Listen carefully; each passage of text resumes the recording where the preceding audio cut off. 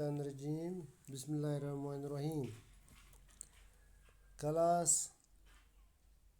5th subject Kashmiri topic as for zoos. Yani jandar living things in English pٲٹھۍ وَنان یِم living things کٕم چیٖز گٔے یعنی ہوا تہٕ آب چھُ حیوان چٮ۪وان یُس یہِ ہوا تہٕ بیٚیہِ آب چھُ یہِ ہسا چھُ حیوان تہِ چٮ۪وان اِنسان تہِ یِم ہسا جاندار چیٖز چھُ یِمن ہسا چھُ آب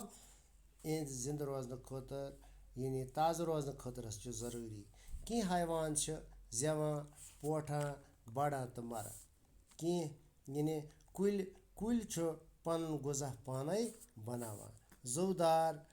چھُ اورٕ یور پھیٖرِتھ ہٮ۪کان یعنی زُودار یِم چھِ یِم ہسا چھِ اورٕ یور پھیٖرِتھ تھوٗرِتھ تہِ ہٮ۪کان وۄنۍ چھِ خٲلی جایہِ بھرٕنۍ یعنی ہُم چھِ کرٕنۍ یعنی رلٲیِو یِم لیکھِو تُہۍ رلٲیِتھ یِم لفظ وۄنۍ چھِ خٲلی جایہِ بھرٕنۍ کلوروفِل کہِ مدتہٕ سۭتۍ چھُ سبٕز کُلۍ آفتابُک وُشنیر پانس منٛز شرٛوپراوان پتہٕ چھُ نمبر 2 زُودار چیٖز چھُ ٹھوٗلو منٛز یا ماجہِ ہِنٛدِ شکمہٕ منٛز زٮ۪وان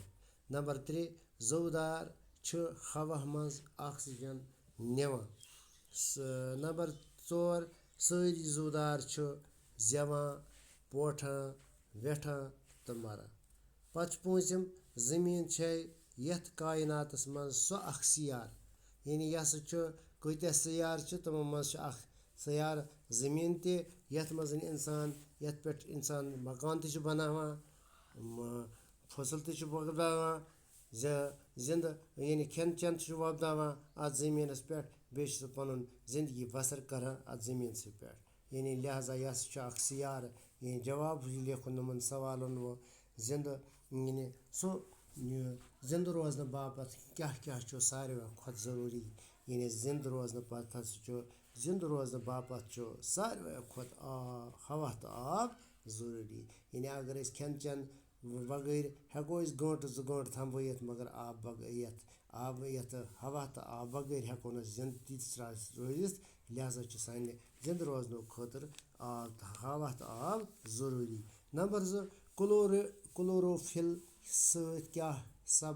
کیٛاہ چھُ سبٕز کُلۍ کران یعنی کلوروفِل سۭتۍ چھُ سبٕز کُلۍ آفتابُک وُشنیر پانس منٛز شرٛوپراوان یہِ چھُ سوالن ہُنٛد جواب چھُ لیکھِتھ سوال چھِ لیکھٕنۍ پانے نمبر 3 سوالس چھُ یعنی 3 سوال چھُ حیوان کتہِ چھُ پنُن غذا حٲصِل کران 3 سوال چھُ حیوان چھُ پنُن غذا کُلٮ۪و کٹٮ۪و نِش یا بیٚین حیوانن نِش حٲصِل کران پتہٕ چھُ 4 زُودار چھُ حرکت کران یعنی زُودار